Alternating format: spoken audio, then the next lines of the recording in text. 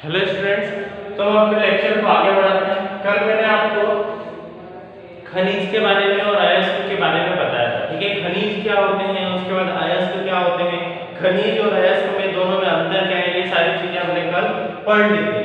उसके बाद कुछ पार्ट्स के बारे में मैंने बताया था, कुछ एक मेथड्स के बारे में बताया था, प्रक्रियाओं के बारे में बताया था, जिसकी हेल्प से, जिसकी मदद से हम क्या कर सकते हैं, किसी भी मेटल का शुद्धिकरण, किसी भी धातु का शुद्धिकरण हम कर सकते हैं। उन्हीं मेथड्स को आगे बढ़ाते हुए आज हम एक फ्लो चार्ट डायग्राम पूरा समझेंगे। ठीक है, उसमें मैं बताऊंगा कि किस प्रकार से हम क्या करते हैं, किसी भी मेटल की अगर मैं बात कर रहा हूँ, किसी धातु की अगर हम बात करते हैं तो उसको रिफाइन किया जा सकता है।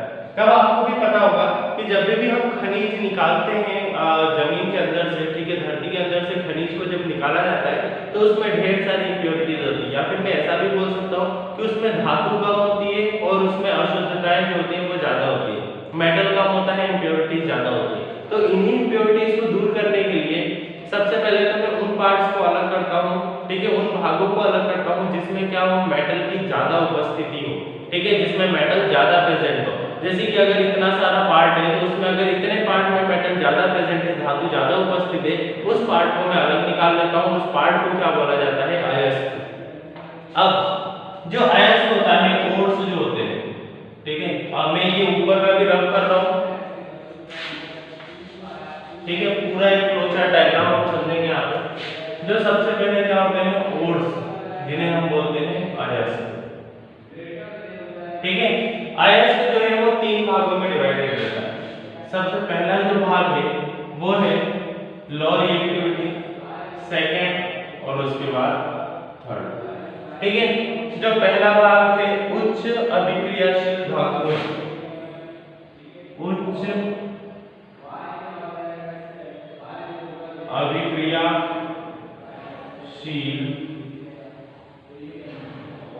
धातुएं।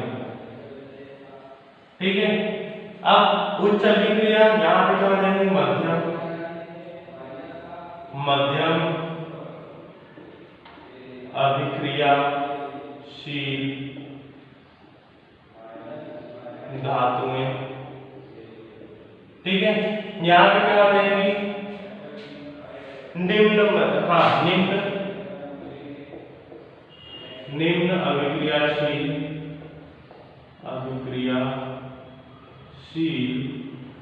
धातुएं। ठीक है, अब अगर हम इन्हीं को इंग्लिश में बोलते हैं तो उच्च अभिक्रियाशील धातुओं का मतलब क्या हो जाएगा, हाईली रिएक्टिव मेटल्स,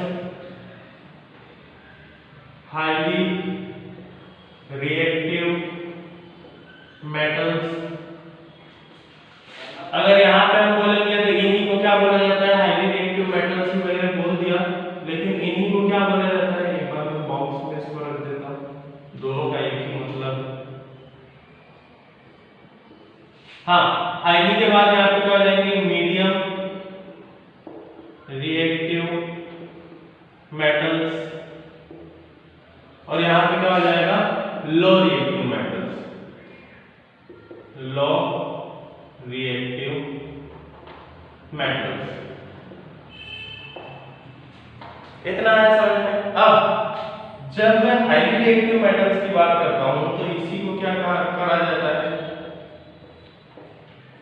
गलित धातु का, गलित धातु का विद्युत अपघटन, विद्युत अपघटन। ये सब चार्ट बना लेना कॉपी में।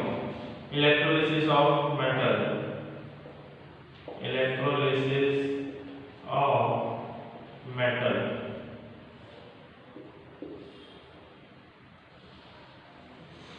ठीक है, हिंदी मीडियम में जो है वो हिंदी वाले चार्ट लिखना और इंग्लिश मीडियम वाले इंग्लिश वाले। ठीक है, अब यहाँ पे क्या हो सकता है, जो मध्यम अभिक्रिया वाली धातुएं होती हैं वो दो टाइप की हो सकती हैं। एक होती है कार्बोनेट और कार्बोनेट अयस्क, और सल्फाइड अयस्क। ठीक है, क्या हो जाएगा, ये कार्बोनेट और हो जाएगा और दूसरा क्या हो जाएगा, सल्फाइड हो जाएगा। यहाँ पे मैं लिख देता हूँ कार्बोनेट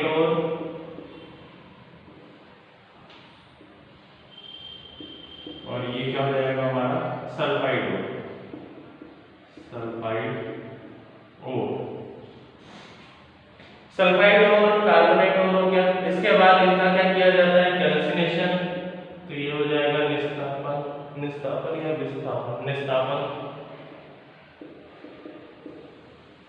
निस्तापन किया जाएगा कार्बोनेट का, और इसका क्या किया जाएगा भर्जन, भर्जन, ठीक है। निस्तापन को हम बोलते हैं कैल्सिनेशन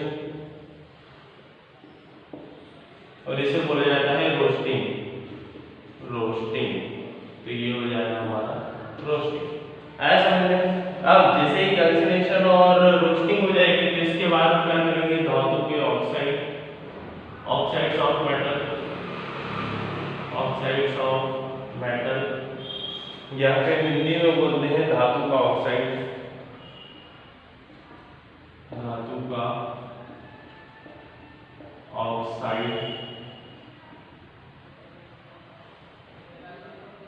ठीक है। कहीं पे अगर समझ में ना आ रहा हो तो पूछ लेना, गलत कोई भी नहीं उतारेगा, ठीक है। अब इसके बाद एक और है, यहाँ पे हम क्या लिखते हैं धातु का रिडक्शन, मतलब धातु का अपचयन। बोलते भी मैं इसीलिए जा रहा हूँ कि आप लोग गलत ना उतारो। रिडक्शन ऑफ मेटल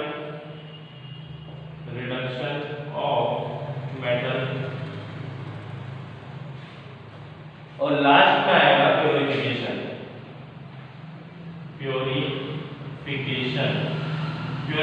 की स्पेलिंग लिखना PURIFICATION। प्योरिफिकेशन को हम बोलते हैं शोधन, ठीक है। यहाँ पे हमारा ये चार्ट होता है कंप्लीट। इस वाले पार्ट का थर्ड वाला जो पार्ट है उसमें हम क्या करते हैं, जो निम्न अभिक्रियाशील धातुएं होती हैं उसमें हो सकती है केवल सल्फाइड, तो मैं यहाँ पे लिख देता हूँ सल्फाइड अयस्क,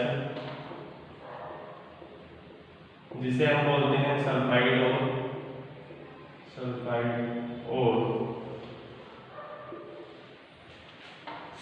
और के बाद सिंपली भर्जन, मतलब भर्जन जिसे हम बोलते हैं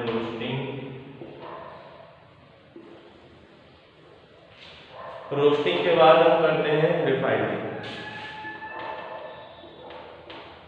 रिफाइनिंग है ना, परिष्करण जिसे हम हिंदी में बोलते हैं परिष्करण, ठीक है। यहाँ पे हमारे ये चार्ट पूरा कंप्लीट होता है। सबसे पहले देखो इस चार्ट को अच्छे से समझना मैं क्या क्या बता रहा हूँ। ओर्स जो होते हैं, ठीक है, हमने खनिज से अयस्क को अलग कर दिया, हमने मिनरल्स से ओर्स को अलग कर दिया। और ओर्स जो हो सकते हैं वो तीन टाइप के हो सकते हैं, या तो ऐसे मेटल्स का, ऐसी धातुओं का और हो सकता है, ऐसी धातुओं का अयस्क हो सकता है जो कि उच्च अभिक्रियाशील है, जो जल्दी रिएक्ट कर लेती है, बहुत ज्यादा रिएक्टिव होती है, ठीक है। तो इन्हें क्या बोला जाएगा, हाईली रिएक्टिव मेटल्स। ऐसे मेटल जो कि बहुत जल्दी रिएक्शन कर लेते हैं, बहुत जल्दी अभिक्रिया कर लेते हैं, ऐसी धातुओं को बोला जाता है उच्च अभिक्रियाशील धातुएं। सेकंड वो क्या हो सकता है, वही अयस्क में हो सकता है ऐसी धातु हो जो मध्यम अभिक्रियाशील हो, जो इतनी जल्दी रिएक्ट नहीं करती लेकिन इतना लेट भी रिएक्शन नहीं करती है, उससे हम बोलेंगे मीडियम रिएक्टिव मेटल्स। थर्ड ऐसी धातुएं हो सकती है जो कि बहुत कम या फिर बहुत रेयरली कभी अभिक्रिया करती है, कभी ऐसे रिएक्शन करती है, तो उनको हम क्या कहते हैं लो रिएक्टिव मेटल, ठीक है। अब आते हैं सबसे पहले हाईली रिएक्टिव मेटल्स।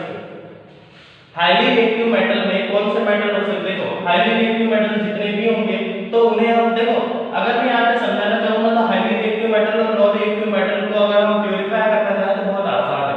कैसे, मैं ऐसे कंपोनेंट्स को इसके पास लेके आऊंगा जो क्या करें, इससे रिएक्ट कर ले। अगर रिएक्ट कर लिए तो मैं इसे अलग ही पहचान लूंगा और इसका प्यूरिफिकेशन आसान हो जाएगा। वहां पे मैं ऐसे कंपोनेंट्स के ले जाऊंगा जो रिएक्शन ना कर पाए, या फिर अगर मैं लो की बात करता हूं तो वो रिएक्शन करेंगे ही नहीं। अगर रिएक्शन नहीं करेंगे तो मैं इनको भी बहुत आसानी से पहचान सकता हूं।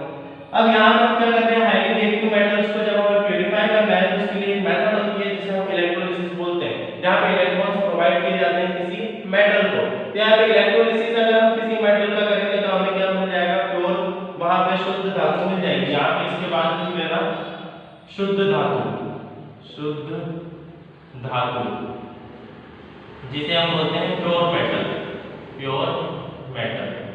आया समझ में? तो यहाँ पे क्या मिल जाएगी, हमें प्योर मेटल मिल जाएगा जैसे हम इलेक्ट्रोलिसिस उसका करते हैं, या फिर विद्युत अपघटन हम जैसे ही उसका करेंगे, हम इलेक्ट्रॉन्स प्रोवाइड करेंगे मेटल को, तो उससे क्या होगा, एक मेथड होती है, उससे इलेक्ट्रोलिसिस से जो हमारा मेटल है वो शुद्ध हो जाएगा, धातु शुद्ध हो जाएगी। सेकंड पे आते हैं, ये थोड़ा टिपिकल है, थोड़ा सबसे ज्यादा यही टिपिकल है। अगर हमें मध्यम अभिक्रियाशील धातु के हम प्यूरिफिकेशन की बात करते हैं, उसका शुद्धिकरण की हम बात करते हैं, तो इसमें क्या करेंगे, सबसे पहले मध्यम रिएक्टिव में दो ही हो सकते हैं, या तो कार्बोनेट का और होगा, या तो कार्बन से रिलेटेड अयस्क होगा, या तो सल्फर से रिलेटेड वो क्या हो सकता है, अयस्क हो सकता है। तो यार अगर कार्बोनेट अयस्क होगा तो हम उसका क्या करेंगे, कैल्सिनेशन करेंगे, ठीक है। अगर कैल्सिनेशन की बात करते हैं तो कैल्सिनेशन क्या होता है, ठीक है। कैल्सिनेशन की अगर हम बात करते हैं तो एक ऐसी प्रोसेस जिसमें मेटल को, जिसमें धातु को गर्म किया जाता है, टेम्परेचर दिया जाता है, उसे तापमान दिया जाता है एब्सेंस ऑफ एयर में, मतलब वायु की अनुपस्थिति में, उसे हम क्या बोलते हैं, कैल्सिनेशन। अगर वायु एयर की एब्सेंस में मैं इसको टेम्परेचर दूंगा तो इसमें से जो इंप्योरिटीज है वो बाहर हो जाएंगी और हमारे पास जो शुद्ध मेटल है उसके ऑक्साइड हमें मिल जाएंगे, ठीक है। यहाँ पे आते हैं तो सल्फाइड ओर की अगर मैं बात करता हूँ तो यहाँ पे रोस्टिंग कर रहे हैं, रोस्टिंग मतलब वही टेम्परेचर देना, लेकिन इस बार के साथ प्रेजेंस ऑफ एयर में, मतलब वायु की उपस्थिति में हम इसको क्या करेंगे, तापमान देंगे। दोनों में क्या मिल जाएंगे हमें, ऑक्साइड्स ऑफ मेटल, मतलब मेटल के ऑक्साइड मिल जाएंगे। मेटल ऑक्साइड का मतलब क्या होता है कि जब भी मेटल ऑक्सीजन के साथ रिएक्शन करता है तो वो मेटल का ऑक्साइड बनाता है। ये हम मेटल की केमिकल प्रॉपर्टीज में पढ़ चुके हैं कि मेटल जब भी ऑक्सीजन के साथ रिएक्शन करेगा तो क्या बनाएगा, मेटल का ऑक्साइड बनाएगा। Mg+ क्या होगा, MgO, इस टाइप के ऑक्साइड बनाता है। अब ऑक्साइड तो आ गया, लेकिन अगर मैं ऑक्सीजन की बात करूं, ऑक्सीजन मेटल से मिला हुआ, इसका मतलब ऑक्सीजन भी क्या एक तरीके की अशुद्धता है, इंप्योरिटी है। तो हमें क्या करना पड़ेगा, रिडक्शन ऑफ मेटल, क्या करना पड़ेगा, अपचयन करना पड़ेगा। अपचयन की प्रोसेस हमने फर्स्ट चैप्टर में पढ़ी थी, क्या होती है, जिसमें हम क्या करते हैं, लूज करते हैं ऑक्सीजन, मतलब ऑक्सीजन की हानि होती है, उस प्रोसेस को हम क्या बोलते हैं, अपचयन, उस प्रोसेस को बोला जाता है रिडक्शन। तो यहाँ पे क्या होगा, जैसे ही धातु आएगा तो हम रिडक्शन ऑफ मेटल करेंगे, मतलब उसमें से ऑक्सीजन को हटा देंगे, ऑक्सीजन को हटाने के बाद नॉर्मल प्यूरिफिकेशन हम करेंगे। आया समझ में? एक बार इसको मैं रीडिफाइन कर दूंगा। लास्ट में लो रिएक्टिव मेटल की बात करते हैं, लो रिएक्टिव मेटल एक ही हो सकता है, वो सल्फाइड होगा, ठीक है। सल्फाइड की अगर मैं बात करता हूँ तो सल्फाइड को हम कैसे कर सकते हैं, तो यहाँ पे ये जो प्रोसेस है रोस्टिंग तक, ये पूरी सेम प्रोसेस आ जाएगी। हम उसकी रोस्टिंग करेंगे, रोस्टिंग के बाद हम रिडक्शन और रिफाइनिंग कर सकते हैं। मतलब रोस्टिंग का मतलब क्या है यहाँ पे, कि हम एयर की प्रेजेंस में उसको टेम्परेचर देंगे, मतलब गर्म करेंगे। तो ये फ्लो चार्ट आपको पूरा समझ में आ गया होगा। सबसे पहले हाईली रिएक्टिव जो मेटल थे उनके लिए एक प्रोसेस होती है, जो प्रोसेस का नाम क्या है, इलेक्ट्रोलिसिस। देखिए आपको विद्युत अपघटन करना पड़ेगा जिससे आपका मेटल प्योर हो जाएगा, जिससे आपकी ज्योति शुद्ध, धातु शुद्ध हो जाएगी। अगर मीडियम रिएक्टिव मेटल्स की बात करते हैं तो मीडियम रिएक्टिव मेटल्स कौन से हो सकते हैं, तो वो दो हो सकते हैं, या तो कार्बोनेट ओर होगा या तो सल्फाइड ओर होगा। मतलब कार्बोनेट अयस्क हो सकता है वो, या तो सल्फाइड अयस्क हो सकता है। तो अगर कार्बोनेट ओर को हमें शुद्ध करना है तो हमें उसका क्या करना पड़ेगा, कैल्सिनेशन करना पड़ेगा, मतलब वायु की अनुपस्थिति में हमें उसे गर्म करना पड़ेगा। यहाँ पे अगर मैं बात करता हूँ तो सल्फाइड ओर की अगर मैं बात करता हूँ, सल्फाइड ओर में क्या करना पड़ेगा, रोस्टिंग, मतलब एयर की प्रेजेंस में हमें उसको टेम्परेचर देना पड़ेगा। इन दोनों प्रोसेस से हमें क्या मिल जाएंगे, ऑक्साइड मिल जाएंगे। फिर हम क्या करेंगे, ऑक्साइड में से ऑक्सीजन को हटा देंगे, जो कि रिडक्शन बोलते हैं, और लास्ट में प्योरीफाई हो जाएगा, ठीक है। ये तो समझ में आई क्या होगा, इसमें सिंपली हमने यही वाली प्रोसेस को कंटिन्यू किया। यहाँ पे हमारा एक्सट्रैक्शन ऑफ मेटल खत्म होता है, ठीक है। हमें मेटल को प्योर करना आ गया, ये फ्लो चार्ट अगर आपने अच्छे से समझ लिया तो इसमें कोई भी आगे दिक्कत नहीं आने वाली एक्सट्रैक्शन ऑफ मेटल। अगर इसमें कोई डाउट हो तो आप लोग व्हाट्सएप ग्रुप पर पूछ लेना, मैं उसको रीडिफाइन कर दूंगा। ये चैप्टर यहीं पे एंड होता है, कुछ एक इसके पार्ट्स बचे